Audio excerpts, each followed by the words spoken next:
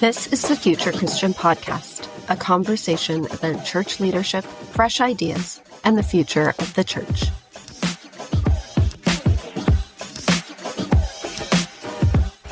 Welcome to the Future Christian Podcast. Today, Loren Richmond Jr. is in conversation with the Reverend Dr. Christopher J. Benek.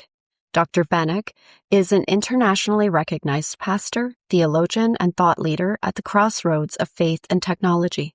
His insights on artificial intelligence and theology have been featured in major outlets, including the New York Times, The Guardian, the BBC, Le Monde, and others. He has advised companies, policymakers, and governments on AI's ethical and societal impact. With more than 20 years of pastoral ministry, he currently serves as pastor of First Miami Presbyterian Church and CEO of the Co-Creators Network, an organization dedicated to the vision of better people, better tech, better world. A reminder before we start today's conversation. Please take a moment to subscribe to the podcast, leave a review, and share Future Christian with a friend. Connect with Loren, Martha, and Future Christian on Instagram. Shoot us an email at loren@resonatemediapro.com with comments, questions, or ideas for future episodes. Your support means a lot to us in making this independent podcast possible.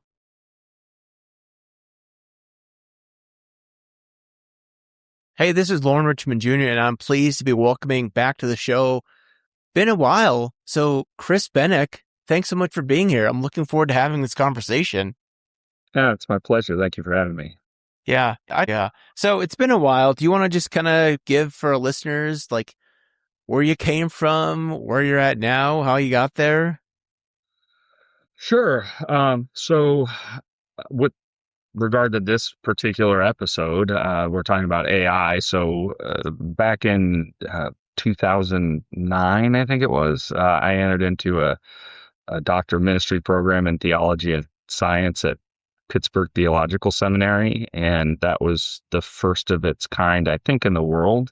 It was mainly thinking through my classmates. I think I might have been the only person that hadn't had a formal vocation in science before going into ministry. So it was like scientists who had pivoted into ministry, and so I came out of that after working on issues surrounding emerging technology, transhumanism, artificial intelligence, and really had some press that kind of made things really explode. So I was interviewed for an article in Gizmodo, and I said something that I didn't think Christ's redemptive purposes were necessarily limited to human beings. Yeah. And the Daily Mail, for some reason in the UK the next day, without talking to me at all, took a picture of me, stuck it on the front of the tech page with me, Elon Musk, Bill Gates, and Stephen Hawking. And we were just off after that. It was all over the place, all these conversations. And back then, this was like 2014 or 15, no one really understood why a pastor would be talking about AI. They were really confused. It was kind of actually an ongoing joke. People were asking, like, is he going to baptize our Roombas? What happens when you put, water on a robot? And I had written some serious academic work about it, so I was trusting that somebody would pick this up. And I was practicing in ministry. I've been a pastor in the PCUSA for the last 20 years at this point. And sure enough, and when I say it was a joke, it was really a joke. Like, I did a bit on the Daily Show. Like, it was that level of a joke. People just didn't understand it. But a guy named Clarence Page, who's a syndicated columnist for the Chicago Tribune, wrote an article, and I'm paraphrasing him, but he essentially said, look, you all think this is a joke, but he's actually asking a question that is going to define our time, which is, who's going to teach our AI ethics? And so this has been kind of a moment that now I think that the world is kind of waking up a little bit to the fact that AI is truly here to stay. Now this has become a question that is really within the church, and also then a question about how do we actually approach that question of AI and ethics from a Christian perspective. And so my background is I have that advanced degree. I've also got a Master of Divinity from Princeton Seminary, a Master of Theology from Princeton Seminary. I'm working on a PhD in eschatology and technology in the theology department of Durham University in the UK. And I'm currently the pastor at First Miami Presbyterian Church downtown Brickell in Miami, which is kind of the tech and finance hub of Miami. So I have a multi-ethnic congregation of more than 50 different nationalities represented in the church I serve, and a bunch of tech people who are in that congregation. We actually, just during Lent, we actually went through a couple chapters of my book together and had these just amazingly rich conversations about AI and ethics. And it was just really fascinating to hear all these people who work in tech or who are tech adjacent talk about their experience and how they're integrating their faith into the work that they're doing, and how they're seeking guidance and wisdom in the midst of that. And so it's been a really interesting season for me. Things have ebbed and flowed as they do in ministry, but excited to see how God has developed these things. Yeah, you're in it, man. You've got a lot going on. So let me ask this, because I usually ask folks about spiritual practices. What do you think, I've wondered, if in 10 years, are sermons going to be delivered by an AI chatbot, or an AI sermon, for instance, in a faith community, a church? What do you think about spiritual practices more and more being shaped by technology and AI? Well, I think it is being. So I think, there's the old example of the Luddites who, Right. didn't like the technological change. And at the end of that, it's not that the Luddites didn't have legitimate points to make. It's that technology kind of continues to move along. The market drives things.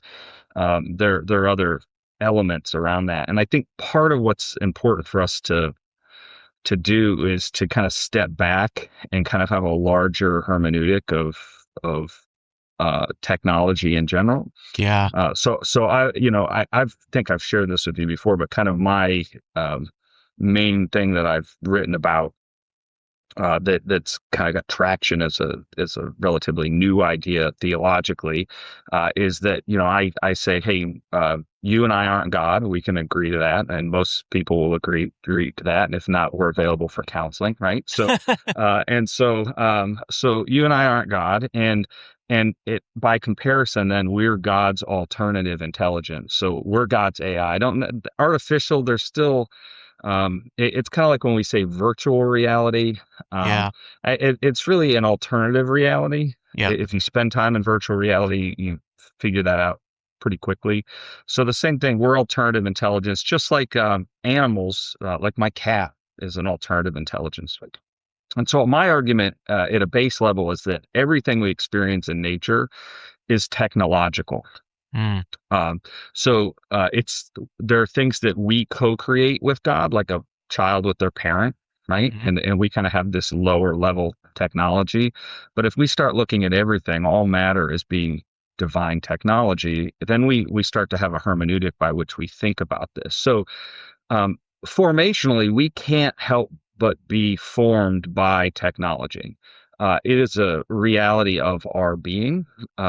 The question is how are we being intentional to steward that towards the purposes, in our case as Christians, of Christ, and how are we, being in line with what the Holy Spirit is doing? So I use, and I've openly said, there's an article in the Dispatch that they wrote that talks about AI and sermon use. I totally use AI to help me prepare my sermons. Now I do that and I say I've been in ministry more than 20 years. Yeah. I've written many countless sermons Right. without any technology outside of my computer or kind of the things we might identify as divine technology, but not this kind of co-created Sure. advancements in the same way.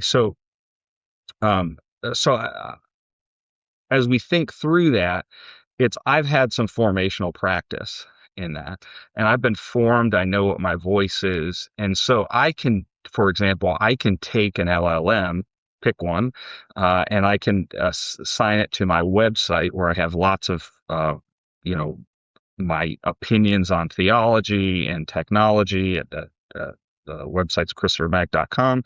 And I can ask it to write a sermon on particular passages with an appropriate prompt using my voice.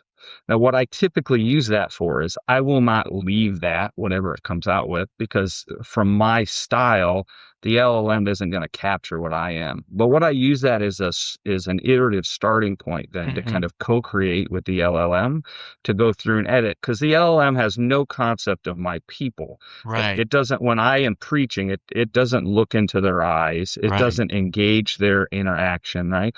The LLM has no sense, and AI at this point, I'm not saying never, because again, I would say we're a form of alternative intelligence. But when we're talking about our co-created AI with God right now, it doesn't, as far as we know, engage with the Holy Spirit in any way, right? And to me, that's an essential element when we're preaching to somebody, is to like, are we in tune with what the Spirit of God is doing, right? So I think it's we need to be careful to not just outright say, no, we won't use this tool, but with wisdom, then we need to come back and we need to discern and say, well, what is an appropriate use for me?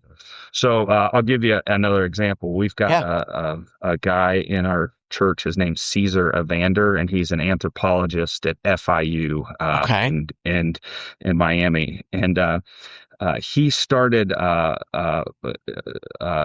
using typewriters a lot. And he said because the typewriter actually helps him to kind of lock into a different formational gear. Like there's no backspace. There's no. So we started a typewriter club that we've just started. That's awesome. We call it Keys of the Kingdom. And so we've got a bunch of these typewriters, and now we've gone downtown into Coconut Grove here, and Black Sheep Coffee, which is a big coffee brand out in the UK, and now they've got a couple brands. And we said, hey, we'd love to do something here with your coffee shop, and now we're partnering with them to do this. And part of that is just to say, is like, look, that's another form of technology, right? But it's to say, what are the points of emphasis that we want to focus on as we use technology, and how do we, with discernment and wisdom, think through that, right? And if someone wants to join Keys of the Kingdom, they can look it up on Instagram. That's fun. There. And fun. so, but you know, it's using technology formationally to say, hey, here's something I really recognize that I need to work on. I need to spend more time with God and be more intentional about every keystroke that I put in. The words that I create, I want to have times where I'm really thinking about exactly what is coming out of me. And as we think about the preparation of a sermon, then we have to understand how God works with us individually to do that, right? So my recommendation is like, look, if you're just coming out of seminary, you've not written many sermons, don't start using AI to drive your sermon direction, because I'm not sure formationally that's going to help you. If you have some sense of identity, it can definitely help you to aggregate information more quickly. And for me, it's great because I'm like miserable at a good transitional sentence. And so it'll give me 5 options to be able to transition my paragraph quickly, and then I can adapt one of those. So, but this is all done in wisdom and discernment. And I think, and this is part of why I wrote Church Leader's Guide to Artificial Intelligence. And actually TriTank, which is the innovation lab of Virginia Theological Seminary. I think you've had Lorenzo on your show. Right. Yeah. Right. And so they're the ones who actually put this out. And part of the reason is because I think it's really important that churches start discerning how they're called in their unique context to use AI, and to help guide people for them to discern how they are. So in other words, it's not having, just an ecclesiastical authority who doesn't necessarily have any training on this, just say, this is how you're going to all do it. Instead of that, actually contextually saying, so what are the things we need to be considering? Because, for example, in my multi-ethnic church, people look at AI a lot differently because of where they may be from, right? If they're from the islands, they think about it differently. If they're from South America or Africa, they think about AI differently. If they're from Asia, they think about things differently. And so those insights in the Holy Spirit actually help to shape how we think about it in community. And it allows us to think about, well, how are we going to play well with others with this? And how is God calling us to do this? And I think that's really unique to each congregation. I think it's, as groups of Christians gather, it's really important that they formationally take the time to ask those questions, instead of just assuming that the powers on high will answer them for them. Because one, Absolutely. I'm not sure the tech giants of the world have the formational training. The ones that I've Right. talked to, usually they're coming to us to ask how to do that Right. formationally. And then in addition to that, I'm not sure ecclesiastical authorities, they have complicated jobs. So like, I'm not, Right. trying to give anybody a hard time. But the question is, do they actually have the time to discern, and can they discern at the kind of ground level with individuals, how people are called in the Spirit? So I actually think this becomes like a grassroots movement. Mm-hmm. And instead of having a top-down ethic on AI, it becomes a formational thing where people already have the skills that God has given them, the giftings, the context. And if we provide a platform for them to be able to speak into that, then they're able to actually, with wisdom, describe why it is and how it is that we should do these things. And then that element of community together actually helps us to have a wiser ethic than we would have had if we were out on our own doing things. So um, my book is not prescriptive in any way, shape, or form. Yeah. It is suggestive, and probably the most helpful part of the book, because AI is constantly training, is the back of it, where there's a study guide, where people can work through the study guide. And we spent 6 weeks, 2 hours a session, for 6 weeks during Lent. And we only got through 2.5 chapters Wow. of those questions, Wow. because the people were so invested in the Yeah. conversations. Yeah. And it was really a wonderful thing to see. And so I'm excited for people to do more of that, and to hear how contextually people are using that. Yeah. So let me ask this, because I'm just seeing headlines like today as we're recording this in early April that Anthropic, is in the news. They're hesitant about releasing their new AI. I can't remember the headline, that's not ready for the public, something to that effect. You talked about who is going to teach our AI ethics. You write about the importance of the cultural vacuum or the cultural context that forms AI. I mean, we're obviously living in a time where ethics is a challenge in many contexts of our government and our society. Yeah, talk more about what you think of all this. Well, with Anthropic, the good news is Anthropic is saying they want to hold up because they're concerned. And there's other people that are saying they're concerned. I know, like the stock exchange, and again, our people are in finance. So, Yeah. so I'm usually pretty attuned to what's happening with the stock market, just because I'm attuned to my people, right? Mm-hmm. And so, I know the stock exchange, they had a meeting on this, on Anthropic, because they're worried about the disruptive nature of this product being able to effectively infiltrate digital systems, and Right. chaos and disruption that could create. So imagine, for example, if you have an AI and it's able to hack into, some element of the stock exchange, disrupt the tech sector. I mean, it can pick whatever, right? Mm-hmm. All of a sudden you have global commotion. Right. The thing is, I live in Miami. There is always a commotion. Behind my church, this Sunday at 8:30, we have a 9 a.m. classical service. We have 3 services. We have a 9 a.m. classical. We have a Spanish fusion service that's at 10, and then at 11 we have a contemporary service. Mm-hmm. At 8:30, behind my church, they're going to implode a building. Wow. Like the Mandarin Oriental that's been there for a long time, they're imploding it to build a bigger skyscraper, right? So this is going to have like a major thing. There's always a disruption in our lives, always. Anybody, if you don't believe me, you just need to live a little longer. You're going to have something. You're going to have something you didn't expect. The question is, formationally, when that happens, how are we going to respond? Right? Yeah. Are we going to panic? Are we going to live in fear, or are we actually going to live in faith? And that's part of the challenge with some of this and the wisdom. Yes, it's great. They're having conversations. They should have conversations about is something dangerous? Could something hurt somebody? The question is are we going to go to extremes on that? Or are we going to have conversations with decency and decorum, which I think is part of what you're alluding to is missing in the conversation. Instead of us sitting down, like in our church, we have 3 covenant values, and the first 2 are no drama. We all have drama, but we don't make drama up and bring it to the church, right? Right. And our second one is play well with others, right? Yeah. I think those are 2 covenant values that could be taken into places like the public square that would actually be beneficial to people.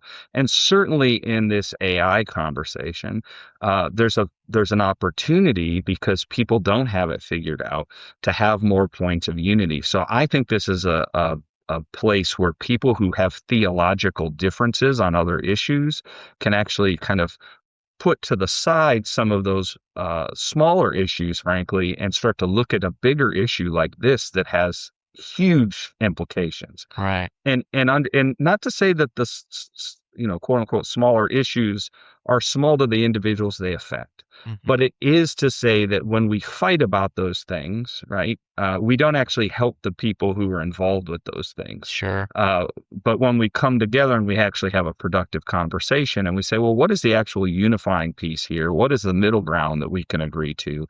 How can we move the ball down the proverbial field and bring about a better sense of justice and fairness and care? Like, how can we do those things?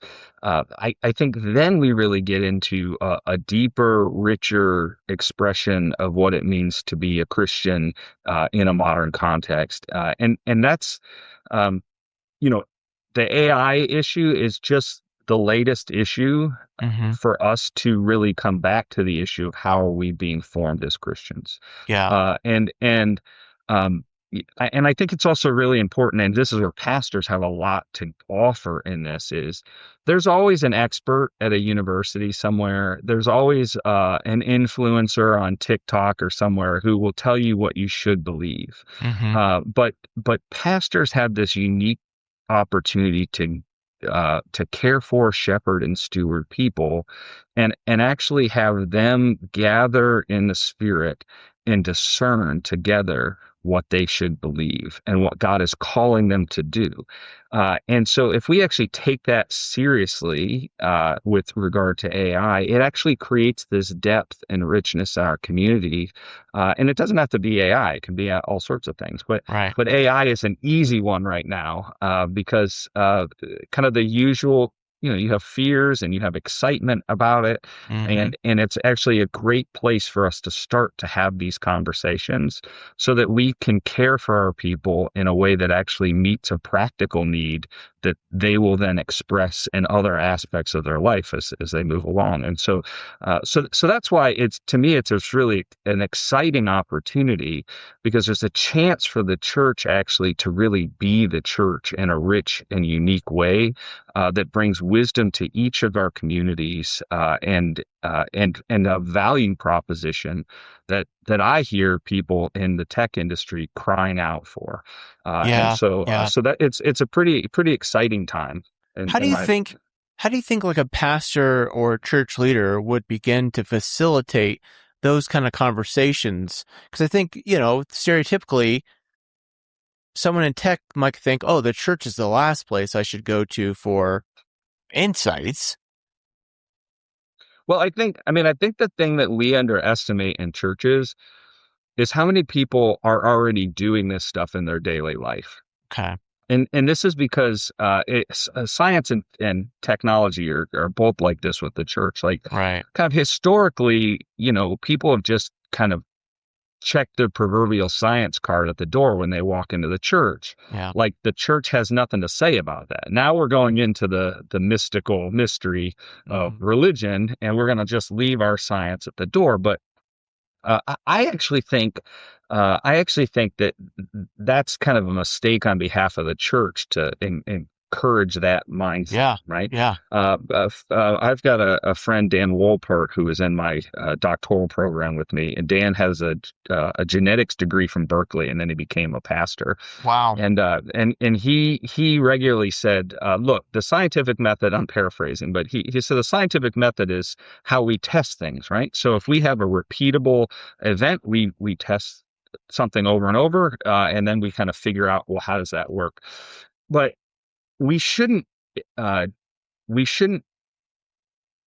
eliminate revelatory experience that people have, because if you talk to people about their faith, you'll get kind of these kind of mystical reflections from people. They'll say, well, I really felt God because the light came through the trees just a certain way, and I knew God was present in that moment. And Dan's argument was, well, don't discount that revelatory experience, because it is a data point. It's not one that science can test again and again and again right now, but it would not be scientific to ignore data. So we need to actually take into consideration those revelatory experiences, right? And we need to actually then think about, well, what does that have to do with everything else? Yeah. So when we start talking about science and technology, we need to invite technologists into those conversations in our congregations. Most churches have people that work in the tech sector in some way, shape, or form. Yep. We need to have those conversations with them now.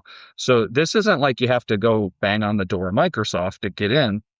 And there's great people at Microsoft that welcome some of those conversations, I'm sure. But it's actually starting, where we're rooted already as pastors, and caring for the people who are right in front of us and letting them make the inroads to these conversations. So we have people who don't come to anything else. We have people who came to the AI group that have not come to church, but they heard in the middle of the AI group that this church was having a conversation about AI, and nobody is philosophically having these conversations where you can just show up and have and participate in the conversation. So they came in and they were really respectful. They had a lot of decorum because of how we had framed things, right? And we had these deep conversations, and then all of a sudden they start to see the church in a different way than they've seen it before as a conversation partner. And this is where the church and science actually have a lot to offer, particularly in the hypothesis phase, which is kind of where we're at right now with AI. Like, we don't know how it's going to play out.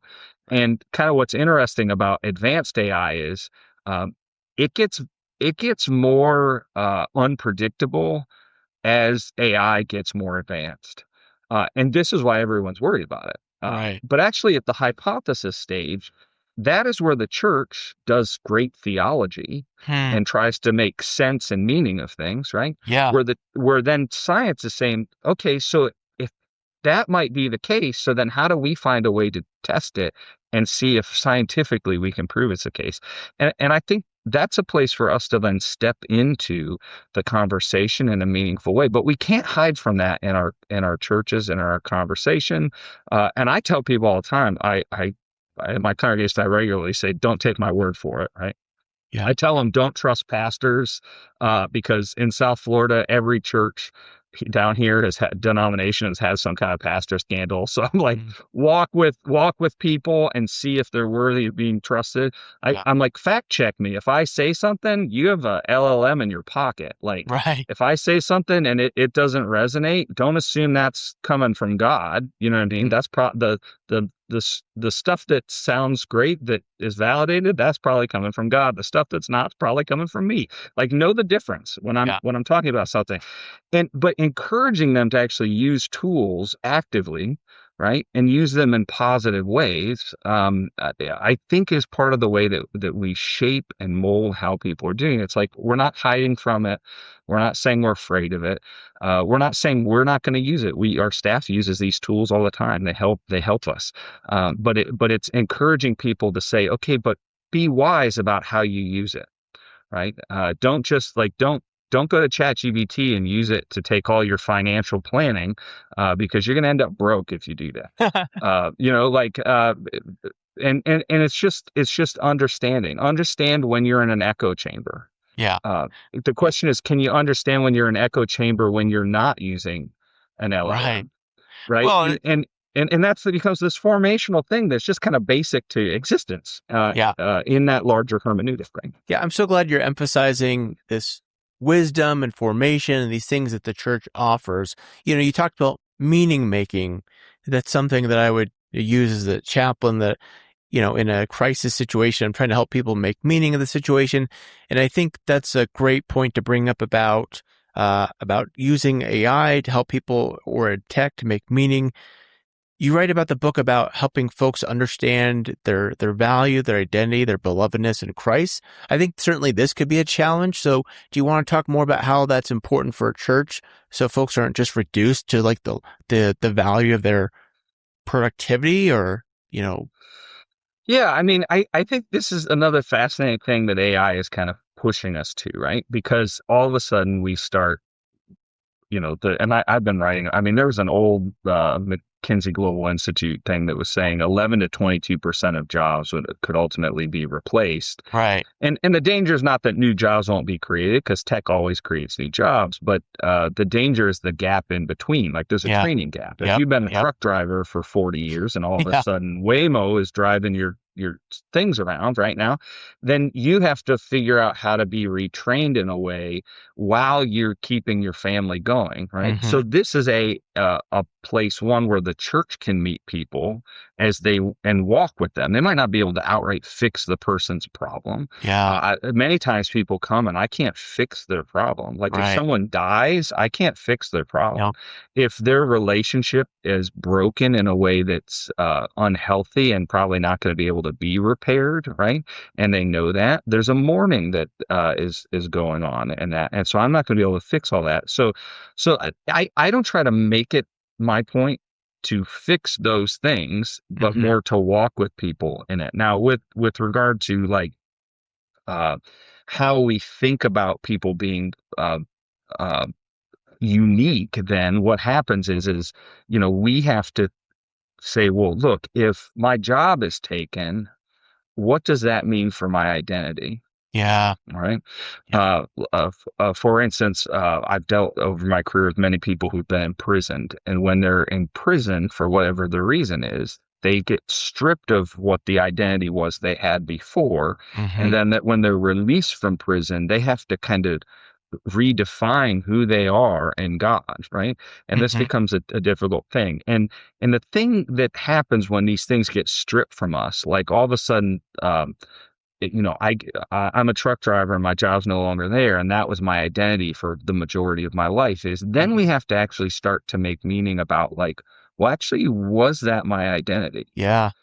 Right? Or is the fact that I'm loved by God actually more my identity as a person? Right. Yes. And these become really rich conversations with people. Right. Which is difficult for people, because grace is often difficult to accept. It is.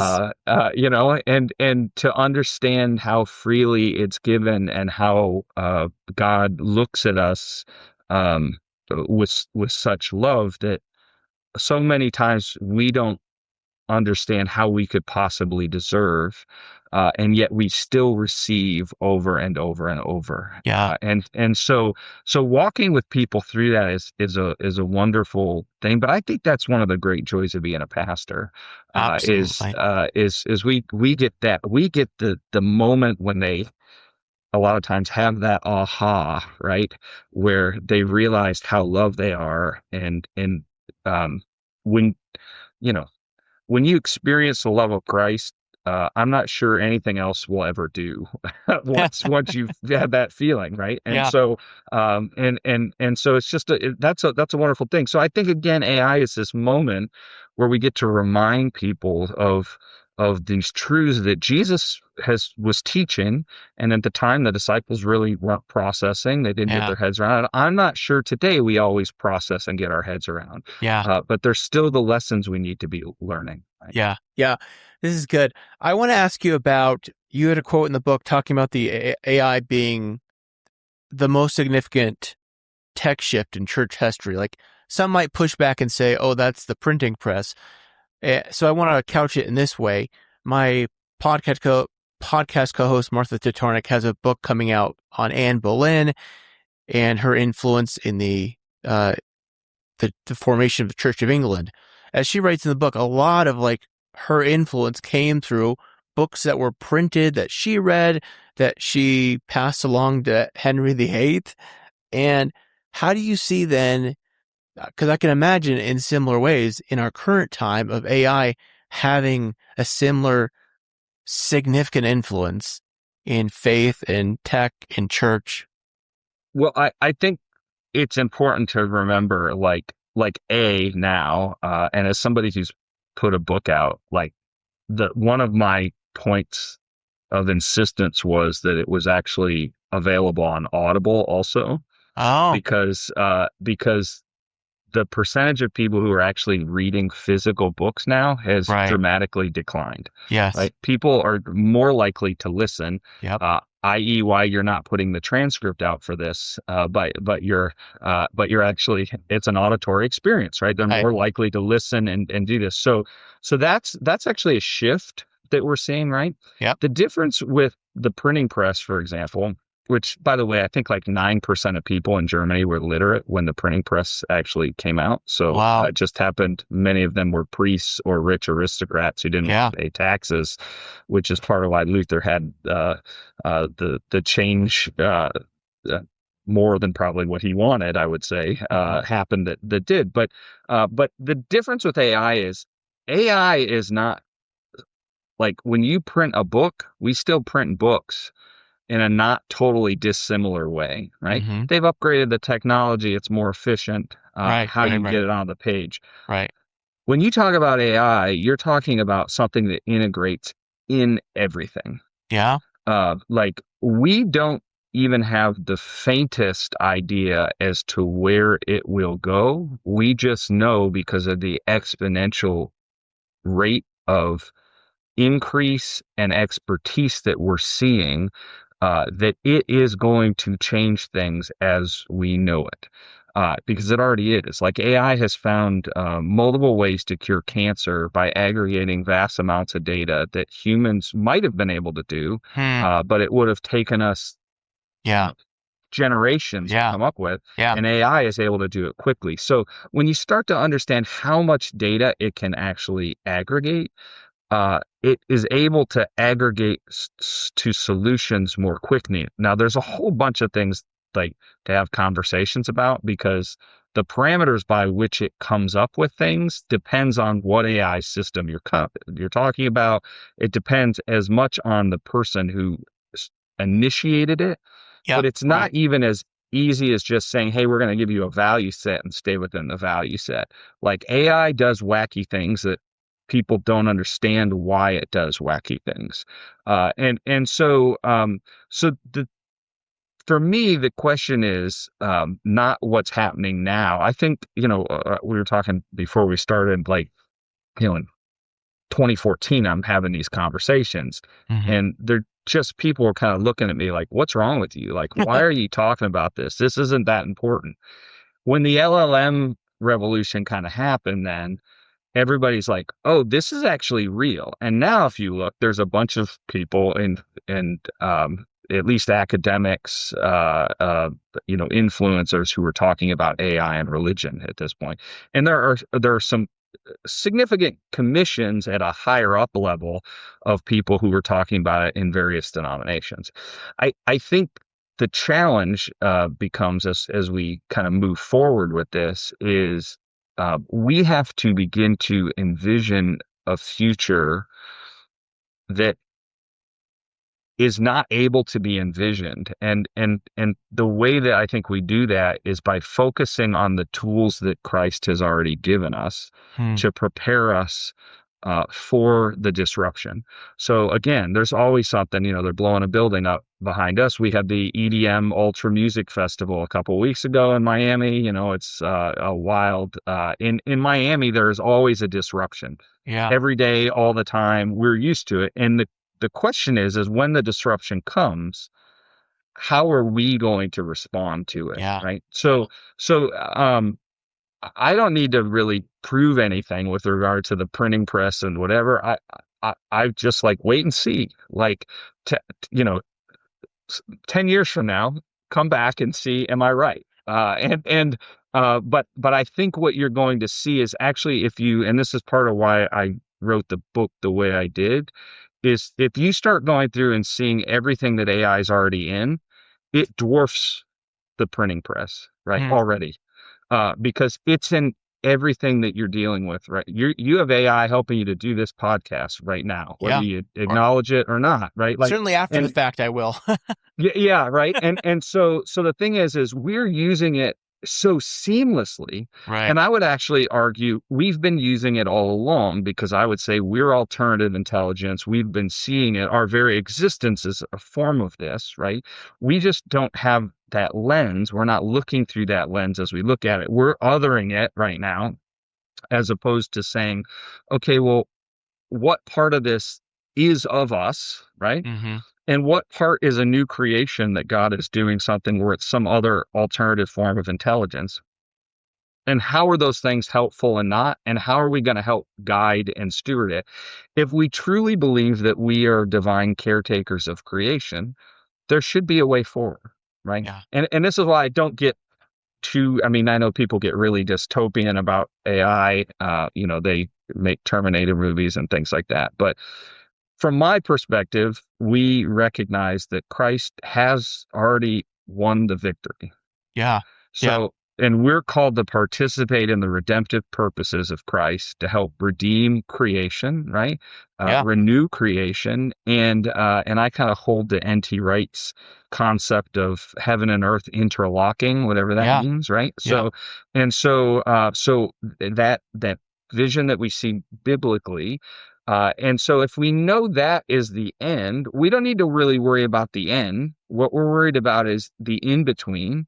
And how are we actually cultivating that? How are we being formed? How are we being divine caretakers, right? How are we stewarding this process? Yeah. How are we eliminating suffering that is negative? How are we eliminating injustice so that we're actually really living into our full potential as these participants in the redemptive purposes of Jesus? And if we start looking at that, then we don't really have to be afraid, right? But we just need to do the things that Christ is calling us to do. Now, anybody who's been in ministry knows easier said than done, right? It's like love your neighbor. Oh, piece of cake. Not really, actually, and so these are the things where that's not sexy. In a place like Miami where there's always a new thing, that isn't sexy, but it is gritty. And when people come in the door and after they've kind of done enough of trying to chase the newest thing, right? They come in the door and they realize, and what I tell people is we came up with, we call them the 5 foundations of ministry in our church: worship, discipleship, mission, stewardship, and care. And we tell people when they join the church, once a month, we want you to check in. We do it so they can do it on their hand. How are you doing in worship? Are you engaged in worship? How are you in discipleship? Are you in the Word? Are you in a Bible study? How are you doing in mission? How are you serving other people? It doesn't have to be through First Miami. It could be through another organization. There's lots of great nonprofits here. But how are you serving others? How are you stewarding your time, your talent, and your treasure? Right? Because where your treasure is, that's where your heart will be. Right? And how are you caring for others? And how are you caring for you? And after each month you go through and you say, how am I doing in each of these? And you may say, hey, I'm doing great in this one. I'm doing great in that one. This one, I need a little help. And sometimes it's like exercise. You know what you were supposed to do. You just didn't do it. So now you got to go do it. Or sometimes you just don't know and you come talk to us and we might not know either, but we'll walk with you until we figure out what's going to work for you. But what I tell people is if you do that over the course of the year, if you check in once a month on those 5 foundations of ministry, after a year goes by, you'll be able to articulate how specifically you have grown in your relationship with Jesus, right? And why is that? Well, it's because people have been attentive to their spiritual formation. And so many times people go to church for, a couple years and then they're like, I don't want to go here anymore because I'm not getting anything out of it. Right. Well, it's because they've not been putting the work in and they haven't had the tool to do that. So we help them to be able to do that. So this is, I think, the case with everything in our life, right? Like if we're pursuing God's a relationship with God, and First Miami through these 5 foundations or whatever the spiritual discipline is that you're going through formationally trying to grow in that relationship, you'll see your health continue to grow. And again, I tell people, don't take my word for that. Try it. Prove me wrong, right? Prove me wrong that you do these things after a year. But I've not had anybody who's able to do that because this is not a me thing. It's what Jesus teaches us, right? And we've just summarized it in a way for people to be able to tangibly do that. So I don't think that's any different for any issue that we deal with in life, whether it's AI or other things. Like if we're working on these things and we become holistically more healthy and spiritually healthy, then whatever comes, whatever the disruption is, whatever the chaos is, then we have the calm to go and address that because our peace relies on Jesus at that point, and our formation is rooted in what God has called us to be as divine caretakers, and to me that's such a freeing thing at that point, because then I don't have to run around like Chicken Little and worried that the sky's going to fall or the AI is going to eat me or whatever the fear is. Like, I can formationally go through this process. And there'll be ups and downs. There'll be things that we try and that we improve on. I'm not worried with AI. I think we're on the front end of it. I think usually when we develop new technology, there's always like a rough patch. And take it like something simplistic, like an iPhone, right? When an iPhone comes out, if you're one of the, people who stands in line which I'm never that person, like I'm not an early adopter because I want the 15-year-olds to go buy their $1,000 phone or whatever, with mom and dad's money, right? And then they're going to play on that phone for the next 6 months, and Apple is going to figure out all the problems that were in it. And then 6 months later, that phone is going to be a far superior product than it was because people have iterated through and said what works and what doesn't. Now imagine all those people who did it are formed in the teachings of God. Their feedback as to what works and what doesn't work, what's important and what isn't important is going to be really different, and that product is going to be different. And I think as pastors, that's part of our goal, is to speak into that formational practice for technologists and for people in general as we help to co-create the world with God around us. So let me ask you one more question here. I'm thinking about, you use the word dystopian. I'm thinking like I've seen, whether on social media or other articles, can't remember, like questions around like, could AI be demonic in some ways? And I'm not sure like how seriously I take those other than that, or takes those ideas other than that, like I can recognize technology being used both for good and evil. Well, what comes to mind around that? Well, there's an old adage, the devil made me do it. Right. And what I would say is I think we like to give the devil way too much credit. Sure. Like I think most of the time it's I made me do it because I made a bad decision. And if I take responsibility for my actions, then usually my situation is better. Right. Like, and that means a lot of times people don't want to face the fact that they need to go talk to somebody professionally. They need to actually work through their stuff because they have hurt and they have various issues that have happened to them sometimes. It's not anything that is their fault even, Yeah. but that they need to work through. And so, yeah, can we use technology for evil? Absolutely. I mean, we've got lots of proof of it. We're dropping missiles on people as we speak, right? And I don't see anywhere where Jesus tells us to drop missiles on people. Yeah. So I think the thing is yes, technology can be used for evil. It can also be used in, depending on your views on things, to bring about justice, and it can be Hmm. used, so it's, again, and as can we, right? If you take that hermeneutic I'm talking about and Right. we're divine technology, right? Then can we be used for good and evil? Yeah, we got plenty of examples of it, right? And so the question is how are we going to each day, every moment, choose Jesus, right? And how are we going to go through it? So, it's like if people are like, yeah, this is going to be used for evil. Well, it's like, well, so what are you going to do about it? Yeah. Like, what are you going to do about it? And we can sit as church practitioners on the outside and just complain and moan about the problems of the church, or we can actually get in the mud and we can be with people and we can help them to work through the things that they need. I'm convinced in this emerging age, the world needs the church more than ever. I agree. And I think this is one of the things where, there's disruption, how people are going to be paid to do the work that they're doing, how they're going to make a living. I think these are great problems for the church to struggle with, to deal with, but the mission of Jesus has not changed because Yeah. of that disruption. Yeah.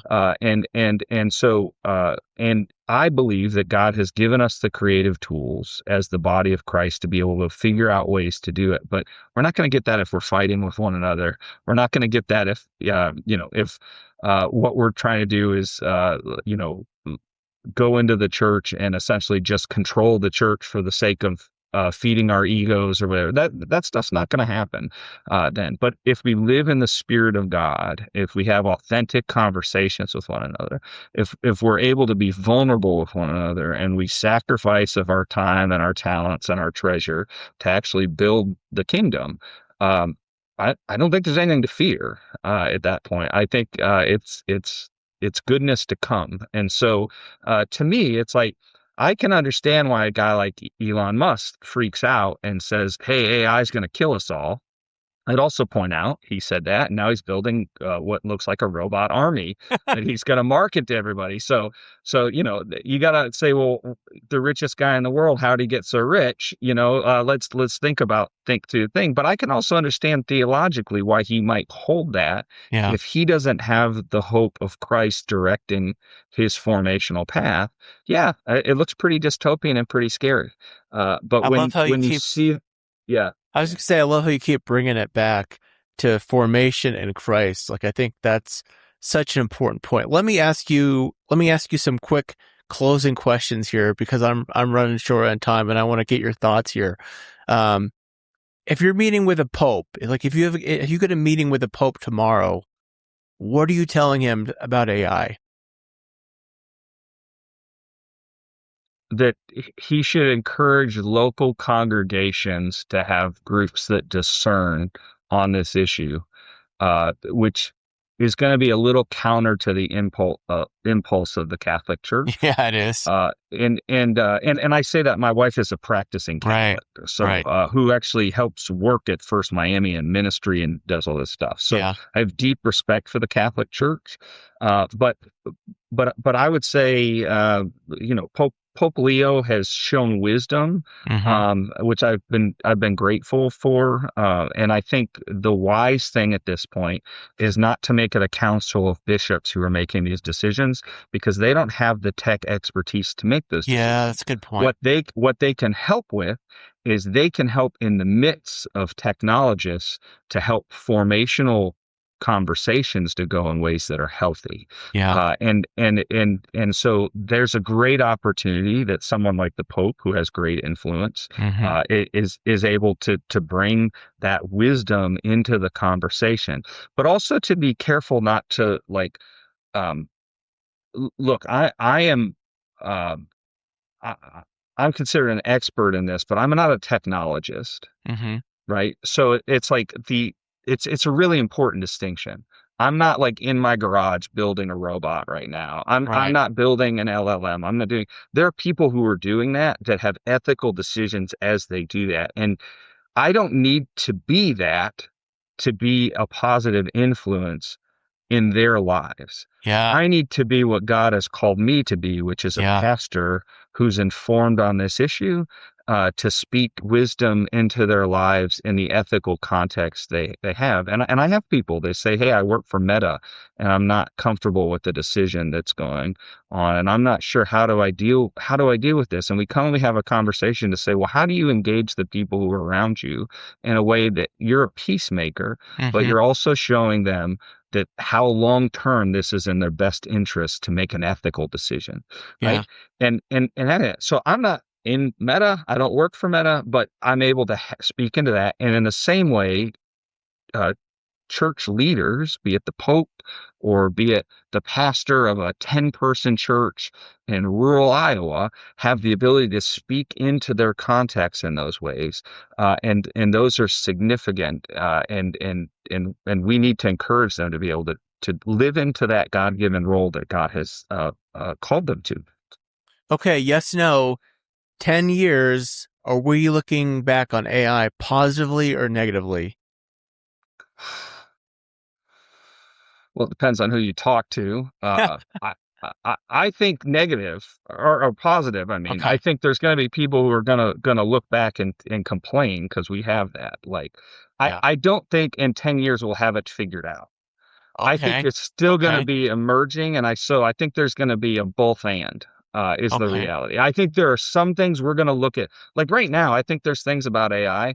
If we thought it was all bad, we'd just be like, shelve this. Yeah. Nobody's calling for that because there are things that are incredible that you Right. can do with AI right now, Yeah. right? So nobody wants to go back to like not having GPS in their car. Do Right. you want to go back to going to the No. gas station and getting No. your map? Like, No. no.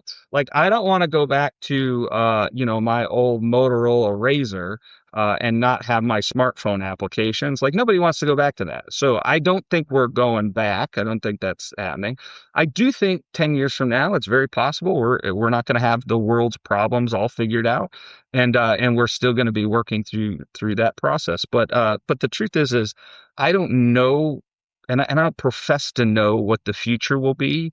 I think it's really important that we pay attention to what we're doing in the present because that will help to determine what our future will be. And Yeah. so That's good. That's good. That's good. Any thoughts about how you hope Christianity or the church will?